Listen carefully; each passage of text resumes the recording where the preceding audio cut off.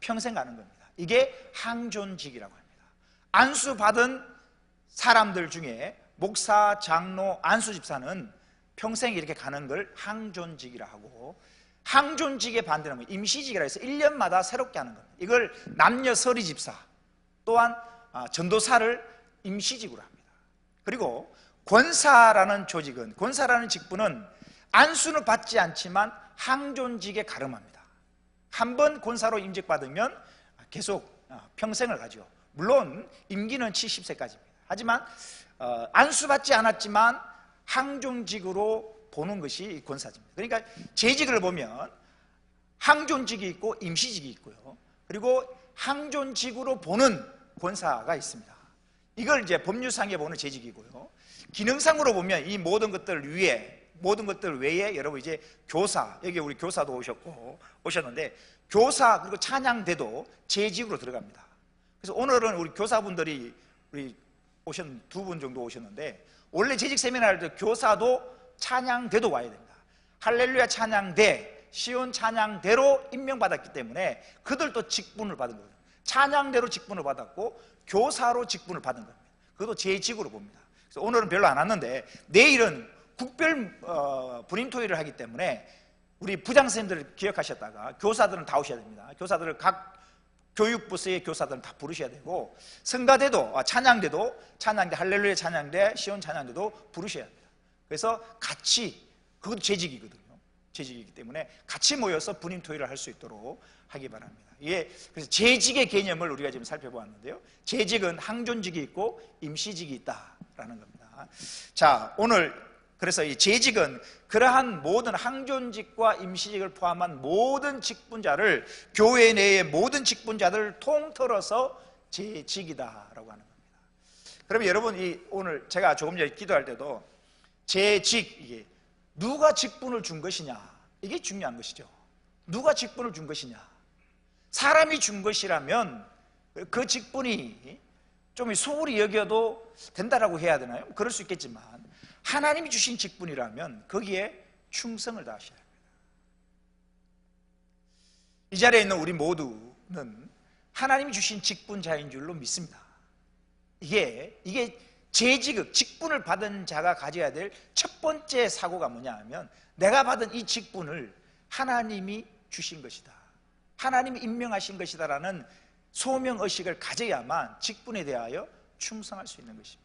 그러면 먼저 교회 내에 왜 재직을 세워야 하는가, 교회 내에 왜 직분자가 필요한가를 이번 시간에 먼저 한번 살펴보고, 그러면 또한 이 시간에 재직의 자격, 이 첫 번째 시간에는 교회 내에서 재직을 세워야 되는 이유를 살펴보고, 그리고 이 재직의 자격은 어떤 자격이 있는가를 이 첫 번째 시간에 한번 살펴보고 쉬고, 그 다음 두 번째 시간을 연이어 갖도록 하겠습니다. 자, 교재를 넘겨보십시오. 첫 페이지를 넘겨보면 재직을 세우는 이유가 나옵니다. 왜 교회 내에서 재직을 세우는가, 이유가 있는데, 왜 재직을 세워야 하는가, 이유가 한 세 가지로 나옵니다.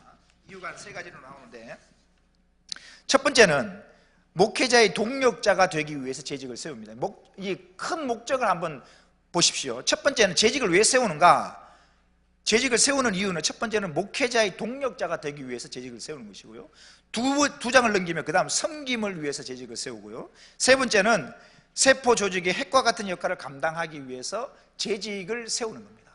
자, 그 중에서 첫 번째, 재직을 세우는 이유, 첫 번째, 목회자의 동력자가 되게 하기 위해서 재직을 세우는 겁니다. 목회자의 동력자가 되기 위해서 장로를 세우고, 권사를 세우고, 안수집사를 세우고, 서리집사를 세우고, 교사를 세우고, 구역장으로 세우고, 찬양대로 세우는 겁니다. 목회자의 뭐가 되게 하기 위해서? 동력자가 되게 하기 위해서 세운다라는 것입니다. 요한복음 10장 10절에 보면 이렇게 나옵니다. 내가 온 것은, 예수님이 하신 말씀이죠. 내가 온 것은 양으로 생명을 얻게 하고 더 풍성히 얻게 하려는 것이다.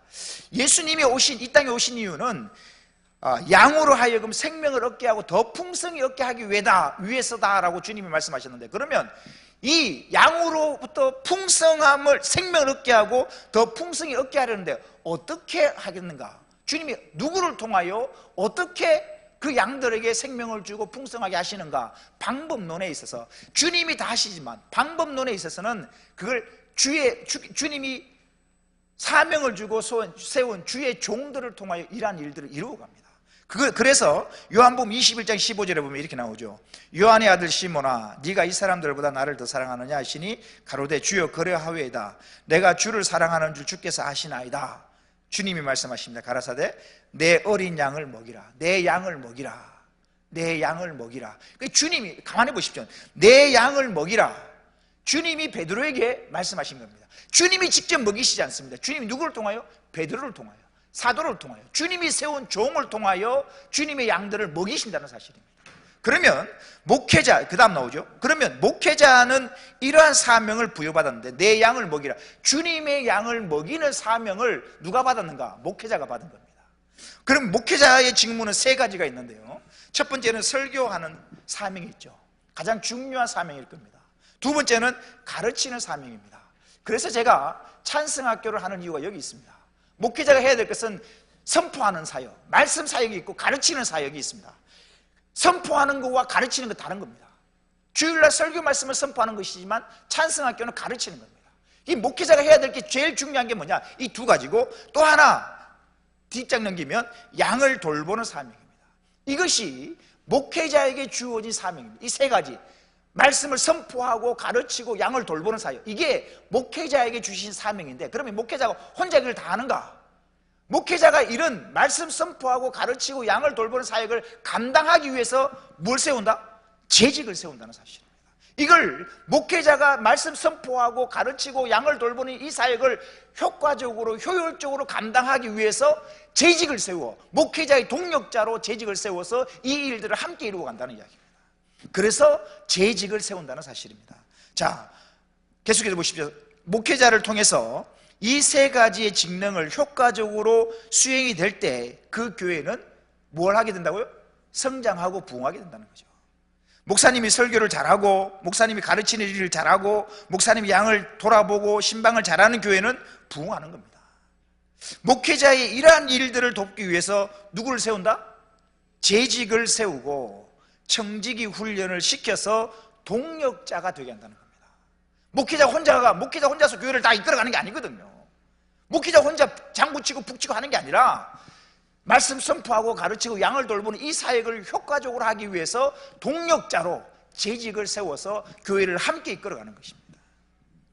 예를 보십시오. 출애굽기 17장 8절 이하에 보면은 르비딤에서 아말렉과의 전쟁에서 여호수아가 직접 나가서 군사를 이끌고 나가서 아말렉 군사와 싸웁니다. 싸울 때 모세는 뭐 했는가? 모세는 산에 올라가서 기도를 하는데 혼자 기도를 안 하고 아론과 훌이 양쪽에서 모세의 팔이 힘들어서 내려오지 않도록 뒷받쳐 주는 거죠.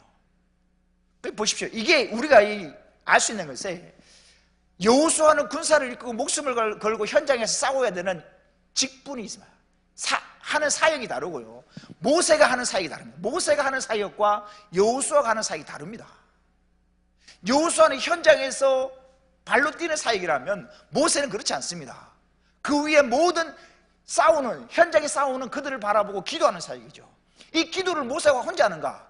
지치고 힘드니까 아론과 훌같이 양쪽에서 협력하고 돕는 사람들을 세우는 겁니다. 그러니까 재직은 누구냐? 모세처럼 기도하는 사람도 재직이고, 모세의 팔이 아플까봐 양쪽에 받쳐주는 아론과 훌도 재직이고, 현장에서 여호수아와 함께 이름도 없이 싸우는 모든 군사들도 다 재직이라는 겁니다. 그들이 협력해서 하나의 교회를 이끌어가는 것이죠.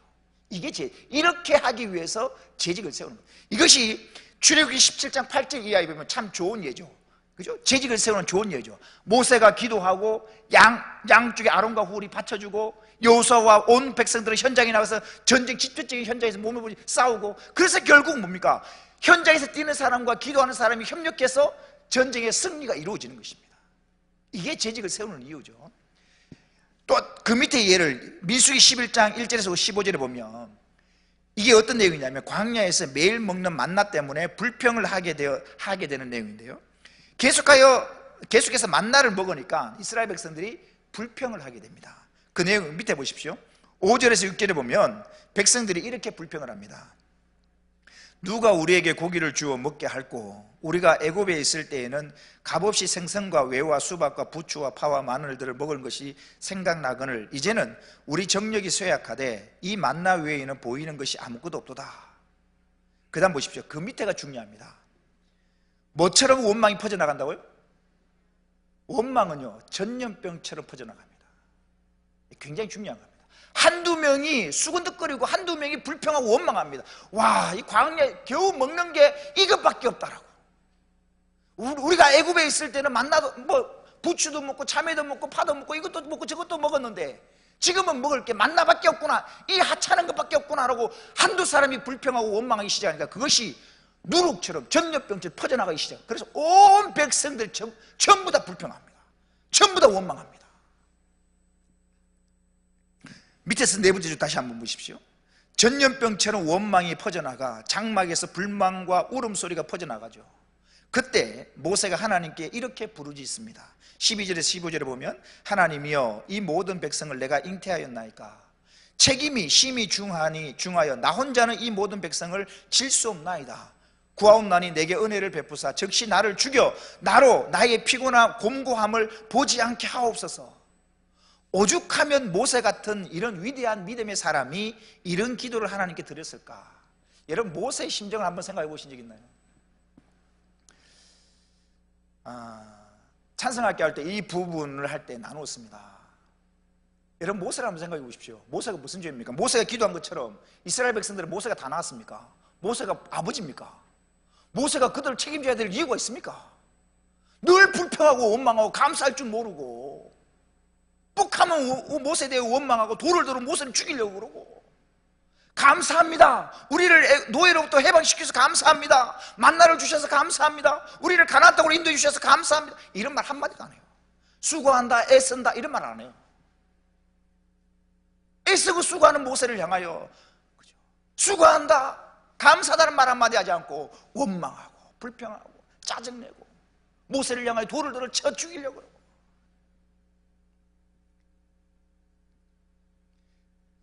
그 다음 보십시오. 교회에 대하여 목사의 책임이 얼마나 중요하다는 것을 알고 또 애로가 한두 가지가 아님을 알고 앞과 뒤에서 도와주는 좋은 파트너가 되어 주어야 교회는 부흥이 되는 것입니다. 그때 모세에게 하나님께서 70인 장로들을 세우라. 그때의 장로가 세워진 것입니다. 목사는 설교도 잘해야 되고요, 교육도 잘 시켜야 되고 교회를 잘 돌보아야 되고 행정도 잘해야 되고 재정도 신경을 써야 됩니다. 그야말로 팔방미인이 되어야 합니다. 이렇게 모든 면에 잘하면서도 언제나 비판의 대상이 되는 사람이 목사이기도 합니다. 파트너가 좋지 못하면 속이 다 썩는다는 것이죠. 여러분, 큰 교회 목사님들 보면요, 간을 다친 분들이 많아요. 간암, 간경화, 간염. 이 간이 피곤한 것과 직접적으로 연관이 있거든요.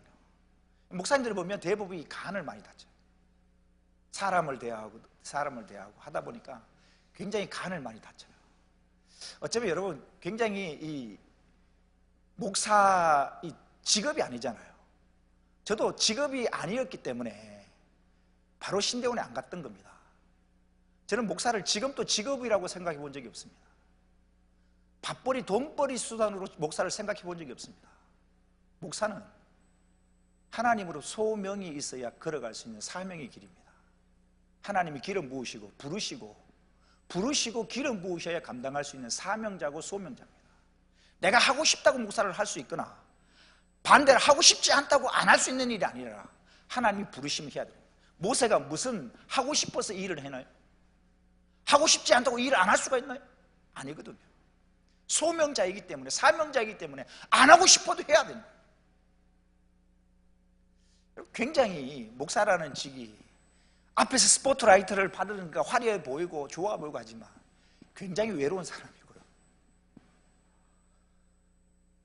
성도님들이 이렇게 했잖아요. 힘들면 막 권사님부터 권사님 힘들어요, 집사님 힘들어요 하고 막 속의 사정, 여러분 속 사정을 이야기하고 울 수도 있고 속에 있는 걸 풀 수 있잖아요. 목사는 누구를 붙들고 풀 수 있을까요? 참 외로운 사람입니다. 참 외로운 사람이고요. 칭찬받기보다 비난받기가 쉽습니다. 왜냐하면 모든 걸 결정해야 될 일들이 있거든요. 하나의 일을 결정하게 되면 목사님 잘하셨습니다라고 칭찬하는 사람도 있는 반면에 그 결정이 다른 사람에게 별로 시덥지 않게 보일 수도 있거든요. 늘 반대자는 있기 마련입니다. 100% 모두를 다 만족시킬 만한 일은 할 수가 없습니다. 10인 10색이기 때문입니다. 10사람이 10사람 다 다르기 때문입니다. 다 모두를 만족할 수는 없어요. 그래서 뭐합니까? 어떤 결정을 하든지 하나님이 원하시는 결정을 하기 위해 늘 무릎을 꿇는 겁니다. 다수의 사람을 만족시키는 것이 아니라 하나님의 뜻을 찾기 위해서 늘 무릎을 꿇는 것입니다. 그래서 목사는 늘 외로운 존재이고 힘든 존재입니다. 화려해 보이고 멋져 보이지만 결코 그렇지 않습니다. 모세를 보십시오. 굉장히 외로운 사람이에요. 그 가운데 좀 그 다음부터 보십시오. 신약에도 사도행전 6장 3절에 보면 구제 문제에 대해서 성령과 지혜가 충만하여 칭찬 듣는 사람 7을 택하라. 우리가 이 일을 저희에게 맡기고 라고 되어 있는데, 교회의 성장에 있어서 어떤 목사님은 말하기를 그 교회의 청지기와 지도자를 개발하는 것이다. 교회의 청지기, 좋은 지도자를 개발하면 교회는 부흥한다는 것입니다. 이 말을 다른 말하면 좋은 재직을 세우면, 좋은 직분자를 세우면 그 교회는 부흥한다는 것입니다. 좋은 파트너, 좋은 동력자를 만나고 키우는 것이 교회 부흥의 키라는 사실입니다. 그 교회 목사님을 돕는 파트너로서 동력하는 마음이 되어야 하고요, 제동을 걸거나 무관심하거나 감시나 하고 이러한 파트너가 아님을 기억해야 합니다. 여러분, 재직은 어떤 사람인가? 재직은 제동을 걸거나 또는 무관심하거나 감시가 하는 그런 파트너가 아니라는 사실입니다. 그 밑에 예를 보십시오. 80세 노인 장로님의 간증을 간략하게 나왔습니다. 이 80세 은퇴하신 장로님이 이렇게 간증을 합니다. 보십시오. 나는 50년 동안 장로 일을 보아서 교회 성장에 좋은 파트너는 목사님께서 목회 계획을 세웠을 때 노하지 않고 예스 하면서 저희가 기도하면서 돕겠습니다 라고 말할 때에 교회가 성장하게 되었다라는 것이 한 장로님의 간증이기도 하다라는 사실입니다. 그래서 첫 번째 다시 정리하면 왜 재직을 세우는가? 목회자의 뭐가 되기 위해서? 동력자가 되기 위해서.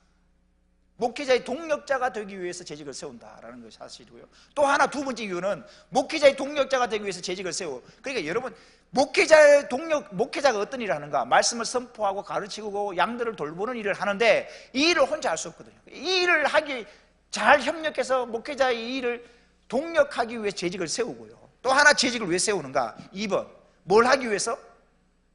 섬기기 위해서, 섬기기 위해서 재직을 세운다는 거예요. 재직으로 여러분 직분자를 세워졌으면 여러분 섬김을 받으려고 해서는 안 됩니다. 직분자를 세우는 이유는 여러분들이 섬김을 받으려고 직분을 준 게 아니라 여러분들이 뭐 하라고? 섬기라고 직분을 주었다는 사실입니다. 그 이야기를 지금 하고 있습니다. 목사를 미니스터라고 하는데 라틴어의 미니스테레라는 말에서 왔습니다. 이것은 이 목사를 미니스터라는 말의 의미가 뭐냐 하면 남자 하인이라는 뜻입니다. 섬기는 사람이라는 뜻입니다. 이게 목사라는 말 뜻도 그렇죠. 성경의 집사를 헬라어로 디아코노스라고 하는데 이 디아코니아라는 말도 섬긴다는 말입니다. 즉 집사님은 뭐 하는 직분이다? 섬기는 직분이다는 사실입니다. 대접받는 사람이 아니고 뭐 하는 사람으로? 섬기는 사람으로 선택이 되었다라는 사실입니다. 예수님께서도 마태복음 20장 28절에 인자가 온 것은 섬김을 받으려 함이 아니라 도리어 뭐하고? 섬기려 하고 라고 예수님이 말씀하셨다는 사실이죠. 요한복음 13장 5절에 보면 제자들의 발을 예수님이 친히 씻겨주십니다. 스승이기도 하고 주인이기도 한 그 예수님이 제자들이 발을 씻겨주고 예수님이 가만히 발을 씻음을 당해야 될 예수님이 오히려 허리에 수건을 두르시고 제자들의 발을 씻겨주는 본을 보이면서 뭐라고 말씀하시는가? 이렇게 말씀하십니다. 너희들도 나와 같이 섬기는 자가 되라. 직분은 뭐 하려고 주셨다? 섬기기 위해서 직분을 주셨다는 사실.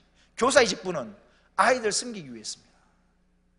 말씀으로 아이들 섬기기 위해서죠. 우리 주님이 평생을 섬기는 일로 사시고 주는 생활인데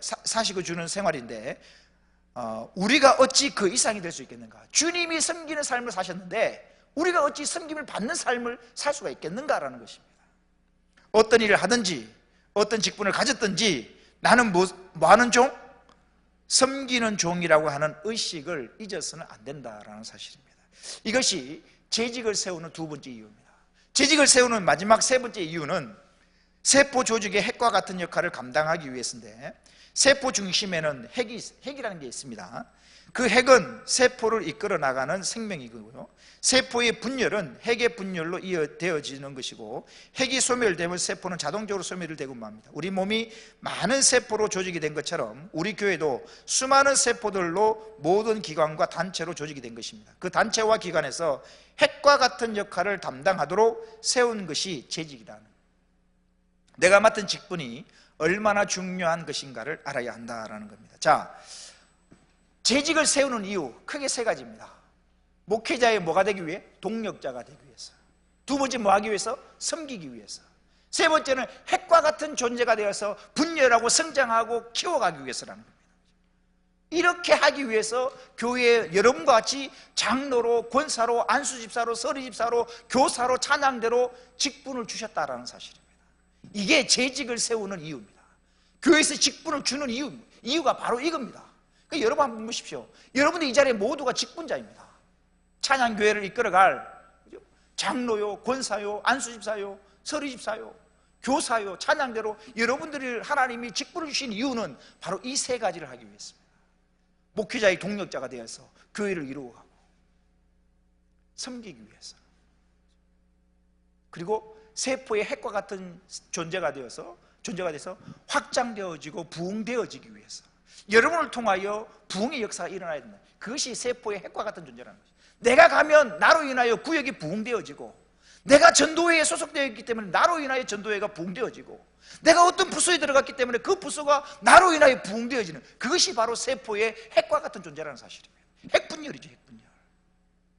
핵이 하나가 둘로 분열되면 그것이 또다시 생명이 되는 것입니다. 이런 목적을 이루기 위해서 무엇을 세운다? 재직을 세우고 여러분들에게 직분을 하나님이 허락하신 것입니다. 이게 재직을 하나님이 직분을 주신 이유고요.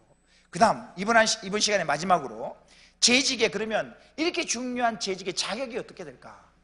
교회 오래 다니면 그냥 직분을 다 주는 것일까? 재직의 자격만 이번 시간에 하고 마치도록 합니다. 잠시 쉬고 다음 시간에 보는데요. 자, 보십시오. 재직의 자격. 자, 여러분들, 우리 모두가 찬양교회 재직들입니다. 우리 다 찬양교회 재직들인데, 이 찬양교회 재직으로서의 자격이 무엇인가라는 것을 이 시간에 한번 살펴봅니다.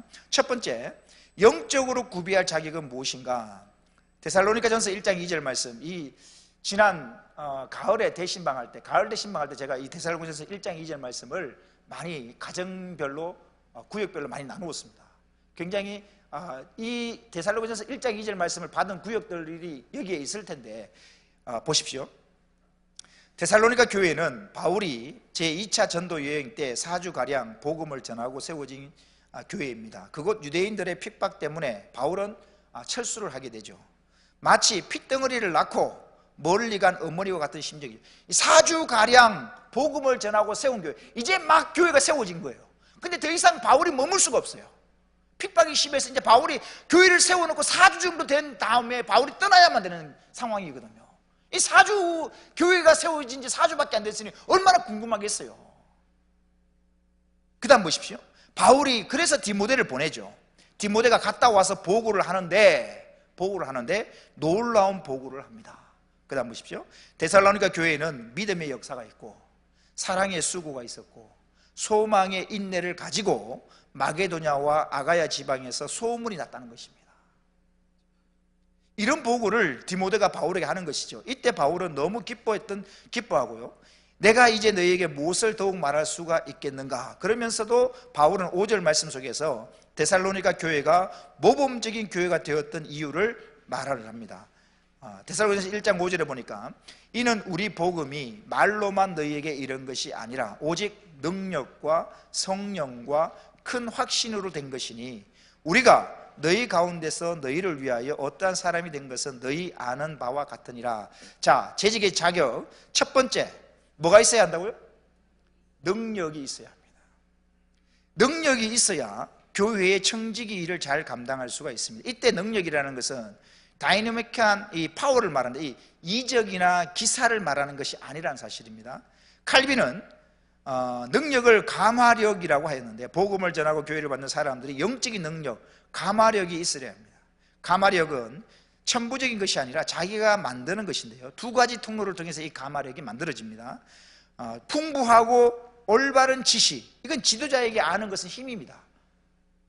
볼까요? 바울이 디모데에게 디모데전서 4장 13절에서 이렇게 권면을 합니다. 내가 이를 때까지, 바울이 디모데에게 권면을 하는데 뭐라고 권면하냐? 내가 이를 때까지 읽는 것과 권하는 것과 가르치는 것에 전념하라. 뒤에 나오는데요, 그때의 디모데가 교회 청년인가? 바울은 어른이고 디모데가 우리 이 도한쌤도 있지만 저렇게 청년이고, 저처럼 바울이 이렇게 목사고 디모데가 청년이라서 이렇게 권면하는가? 아니라는 이야기입니다. 디모데가 어떤 사람인가 보십시오. 소아시아 에베소 교회, 큰 교회의 목사가 디모데입니다. 목사에게 편지하면서도 바울은 뭐라냐? 계속하여 읽으라는 거죠. 계속해서 또 두 번째 뭐하라? 배우라는 것이죠. 그리고 권하는 일과 가르치는 일에 전념하라라고 바울이 디모데 목사에게 권면하고 있다는 사실입니다. 디모데는 이미 큰 교회의 목사입니다. 그럼에도 불구하고 바울은 권면합니다. 읽는 것에 게으르지 마라. 계속 읽어야 되고 배워야 되고 권하는 일과 가르치는 일에 전념하라라고 바울이 디모데라는 목사에게 권면하고 있다는 사실입니다. 우리는 끊임없이 배워나가야 합니다. 공자는 이 논어에서 이런 말을 합니다. 나는 나면서부터 아는 사람이 아니다. 옛것을 즐겨 갖듯이 배우는 사람이다. 세 사람이 길을 가면 그 가운데 반드시 한 사람, 내 스승이 한 사람은 있다는 것입니다. 세 사람이 길을 가면 그 중에 한 사람은 내가 배울 것이 있다는 사람입니다. 그래서 그 좋은 점을 골라서 그를 따르고 나쁜 점은 고치면 된다는 것이죠. 공자 같은 훌륭한 사람도 평생을 배우는 자세로 살았다라는 사실입니다. 하물며 우리들이 이만큼 되면 내가 무엇을 더욱 배우겠느냐, 나야 가르치는 사람이지 배우기 무엇을 배우느냐, 그렇게 생각하면 잘못된 생각이라는 겁니다. 유대인의 격언, 유대인들의 속담 중에 이런 속담이 있습니다. 배우기를 그치면 20년 동안 배운 것을 2년이면 다 잊어버린다 라는 속담이 유대인들에게 속담이 있습니다. 20년 동안 배운 것을 2년이면, 그죠?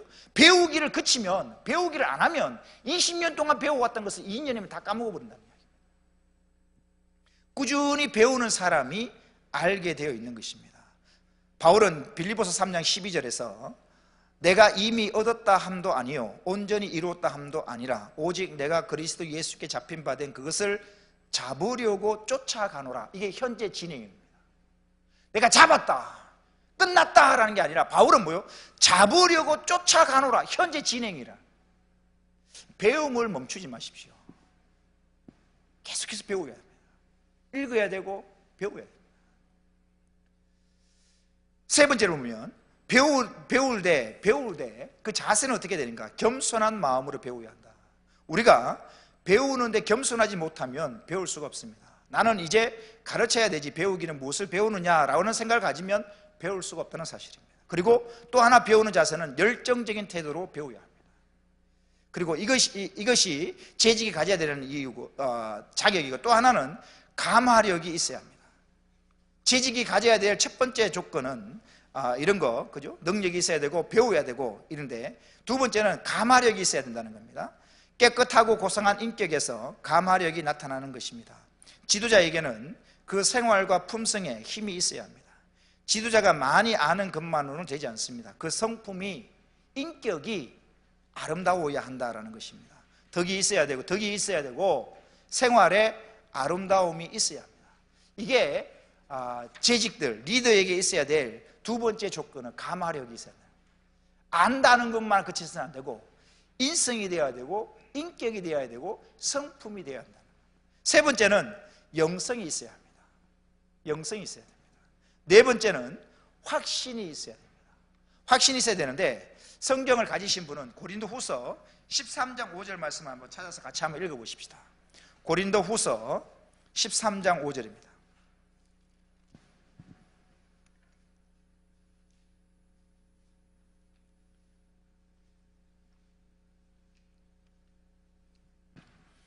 고린도후서 13장 5절 다 같이 읽어봅니다. 시작.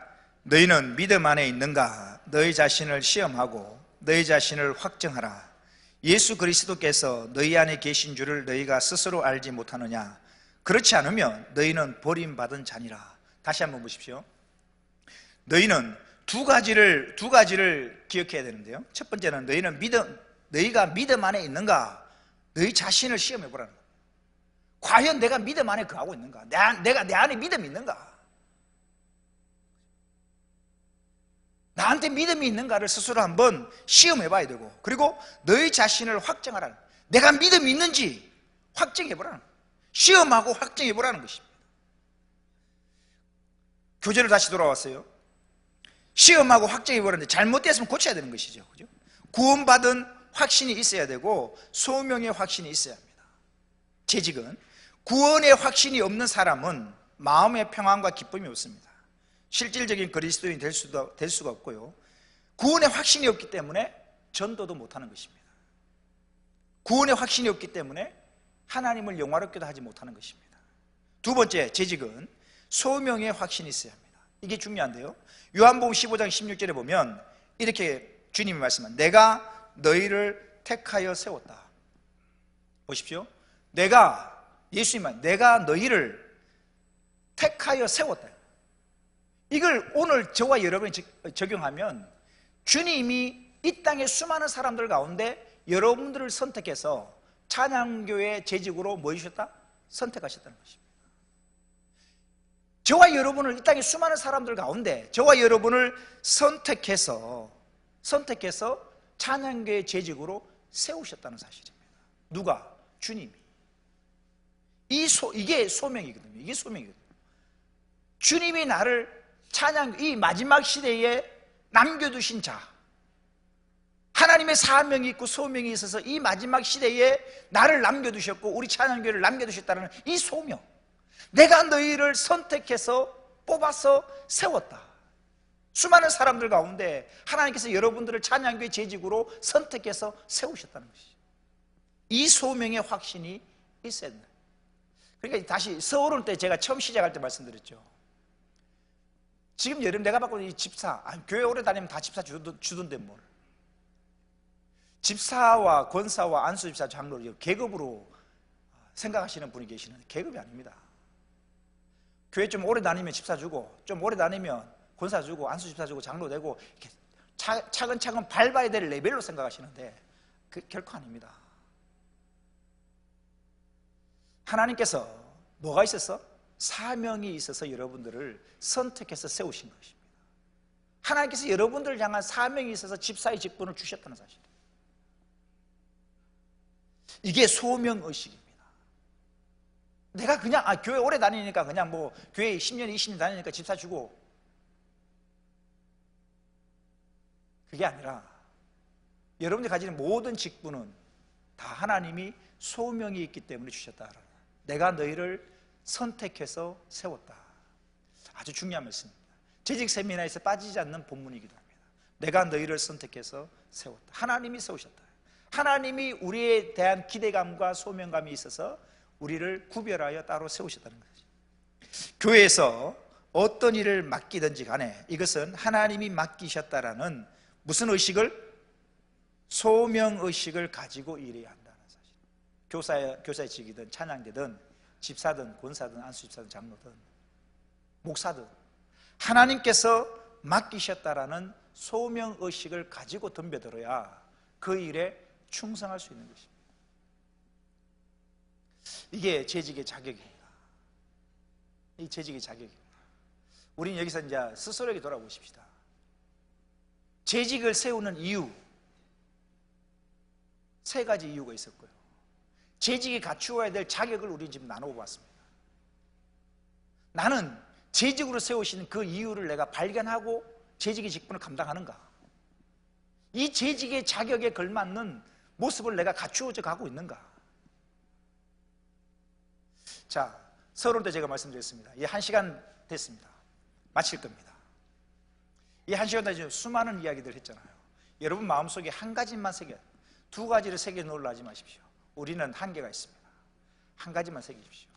오늘 이 한 시간 강의한 것 중에 여러분 마음속에 담겨진 한 가지를 기억하십시오. 그 한 가지를, 여러분들이 새긴 그 한 가지를 잠시 몇 분만 나누고 기도하고 첫 번째 시간을 마치도록 하겠습니다. 우리 이영선 집사님,